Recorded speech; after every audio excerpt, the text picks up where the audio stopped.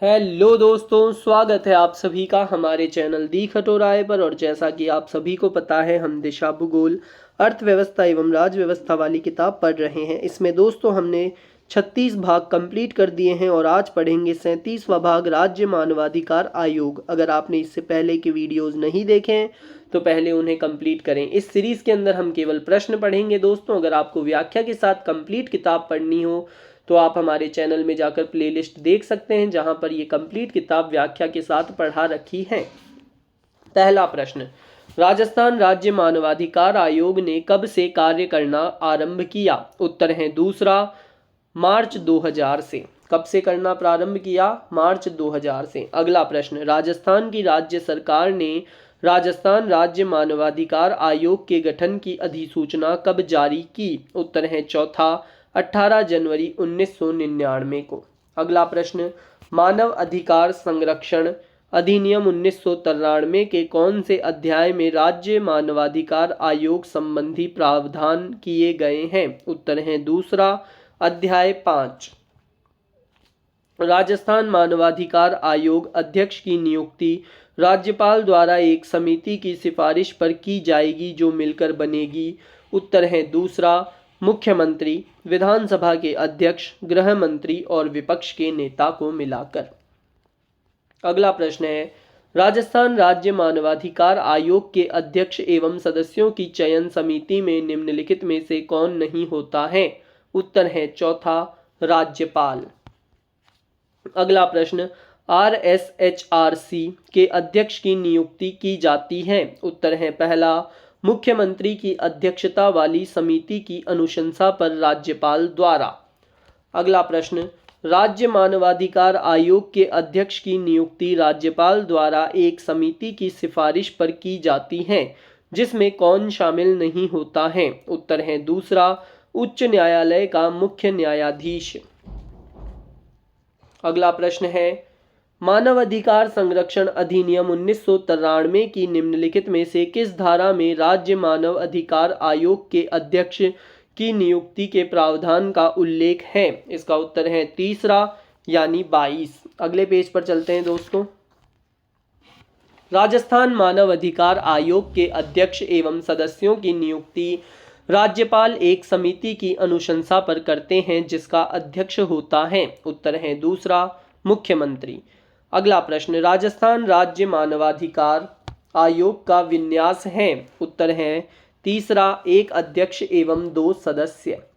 अगला प्रश्न, कौन सा कथन राजस्थान राज्य मानवाधिकार आयोग के बारे में सही नहीं है? उत्तर है चौथा, अध्यक्ष उच्चतम न्यायालय का सेवानिवृत्त न्यायाधीश होता है। ये गलत कथन है। इसके अलावा तीनों कथन सत्य हैं, जो कि है पहला, अन्य सदस्य उच्च न्यायालय अथवा जिला न्यायालय के न्यायाधीश अथवा मजिस्ट्रेट हो अथवा रहे हों। दूसरा, अध्यक्ष व अन्य सदस्यों की नियुक्ति गवर्नर द्वारा की जाती है। तीसरा, यह एक बहुसदस्यीय निकाय है जिसमें अध्यक्ष व 2 अन्य सदस्य होते हैं।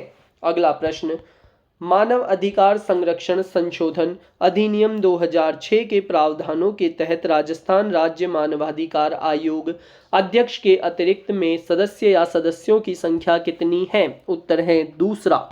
इसका उत्तर होगा दूसरा, यानी 2। अगला प्रश्न, निम्नांकित में से कौन से कथन राजस्थान राज्य मानवाधिकार आयोग के संबंध में सही है? इसका उत्तर है दोस्तों दूसरा, यानी पहला, दूसरा, चौथा कथन सही है। पहला है, इसका गठन राजस्थान सरकार की 18 जनवरी 1999 की एक अधिसूचना द्वारा हुआ। दूसरा है, यह आयोग मार्च 2000 में क्रियाशील हुआ। और चौथा है, इसके भूतपूर्व अध्यक्षों में से एक उच्चतम न्यायालय के सेवानिवृत्त न्यायाधीश रहे हैं। अगला प्रश्न, राज्य मानवाधिकार आयोग के अध्यक्ष के लिए सबसे उपयुक्त कथन की पहचान करें। उत्तर है चौथा, उच्च न्यायालय के मुख्य न्यायाधीश अथवा न्यायाधीश। अगला प्रश्न, राजस्थान मानवाधिकार आयोग के किसी सदस्य द्वारा अधिकतम किस उम्र तक पर पद धारित किया जा सकता है? किस उम्र तक पद धारित किया जा सकता है? उत्तर है चौथा, 70 वर्ष। अगला प्रश्न, राजस्थान राज्य मानव अधिकार आयोग के अध्यक्ष की पदावधि का उल्लेख मानव अधिकार संरक्षण अधिनियम 1993 की निम्नलिखित में से किस धारा में किया गया है? उत्तर है चौथा 24। अगला प्रश्न, राजस्थान मानवाधिकार आयोग के अध्यक्ष तथा सदस्यों का कार्यकाल कितना होता है? उत्तर है दूसरा 3 वर्ष या 70 वर्ष की आयु तक, जो भी पहले हो। अगला प्रश्न, राज्य मानवाधिकार आयोग के अध्यक्ष का पद रिक्त होने की स्थिति में अध्यक्ष के रूप में कौन कार्य करता है? उत्तर है पहला, राज्यपाल सदस्यों में से किसी एक सदस्य को अध्यक्ष के रूप में प्राधिकृत कर सकते हैं।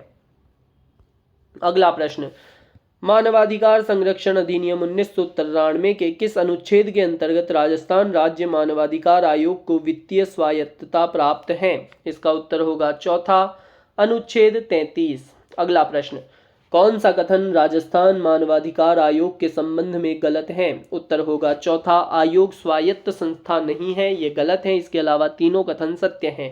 पहला, यह आयोग राज्य में मार्च 2000 से क्रियाशील है। दूसरा, वर्तमान में इसमें अध्यक्ष सहित कुल 3 सदस्य हैं। तीसरा, राज्य सरकार द्वारा आयोग के गठन की अधिसूचना 1999 में जारी की गई। अगला प्रश्न, कौन राजस्थान राज्य मानवाधिकार आयोग का अध्यक्ष नहीं था? उत्तर है दूसरा जस्टिस प्रेमचंद्र बैरवा। आगे बढ़ते हैं दोस्तों, नेक्स्ट पेज पर चलते हैं। वर्तमान में राजस्थान मानवाधिकार आयोग का अध्यक्ष कौन है? उत्तर है पहला गंगाराम मूलचंदानी। कौन है? गंगाराम मूलचंदानी। अगला प्रश्न, राजस्थान मानवाधिकार आयोग की पहली महिला अध्यक्ष कौन थी? उत्तर है दूसरा कांता भटनागर।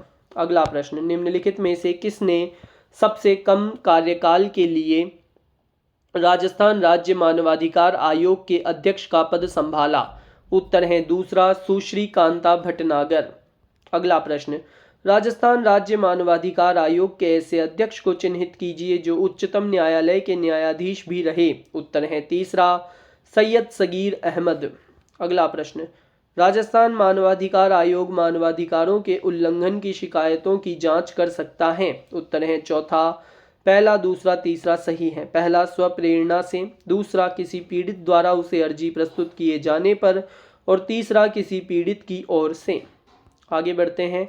अगला प्रश्न है, राज्य मानव अधिकार आयोग कितने समय के भीतर मामले सुन सकता है? उत्तर है तीसरा 1 साल। 1 साल में। अगला प्रश्न, राजस्थान राज्य मानवाधिकार आयोग के निम्नांकित सदस्यों में से कौन सबसे कम कार्यकाल अवधि के लिए पद पर रहे हैं? उत्तर है तीसरा नमो नारायण मीणा। अगला प्रश्न, राजस्थान राज्य मानवाधिकार, ये प्रश्न हमने पढ़ लिया, नमो नारायण मीणा। अगला प्रश्न, निम्न में से कौन सा एक राज्य मानव अधिकार आयोग का कार्य नहीं है? उत्तर है चौथा मानव अधिकारों का उल्लंघन करने वालों को सजा देना। अगला प्रश्न है, राजस्थान राज्य मानवाधिकार आयोग के कार्य निम्नांकित में से कौन से हैं? उत्तर है पहला, दूसरा, तीसरा सही है। तीनों सही हैं, यानी पहला है मानवाधिकार के क्षेत्र में शोध तथा उसका संवर्धन करना। दूसरा, मानवाधिकार का प्रचार प्रसार करना तथा प्रकाशन, मीडिया, सेमिनार या अन्य उपलब्ध साधनों के माध्यम से इसके संरक्षण के लिए उपलब्ध रक्षोपाय की जागरूकता को बढ़ावा देना। और तीसरा है मानवाधिकार के क्षेत्र में गैर सरकारी संगठनों एवं संस्थाओं के प्रयासों को प्रोत्साहित करना। अगला प्रश्न है, राज्य मानवाधिकार आयोग का कौन सा कार्य नहीं है? उत्तर है दूसरा मानवाधिकार के क्षेत्र में कार्यरत गैर सरकारी संगठनों के प्रयासों को हतोत्साहित करना। अगला प्रश्न, राज्य मानव अधिकार आयोग अपना वार्षिक प्रतिवेदन प्रस्तुत करता है। उत्तर है पहला राज्य सरकार को। अगला प्रश्न, राजस्थान राज्य मानवाधिकार आयोग के पास डैश की अध्यक्षता में अपनी स्वयं की एक जांच एजेंसी का प्रावधान है। उत्तर है चौथा एक पुलिस अधिकारी जो महानिरीक्षक के पद से नीचे का न हो।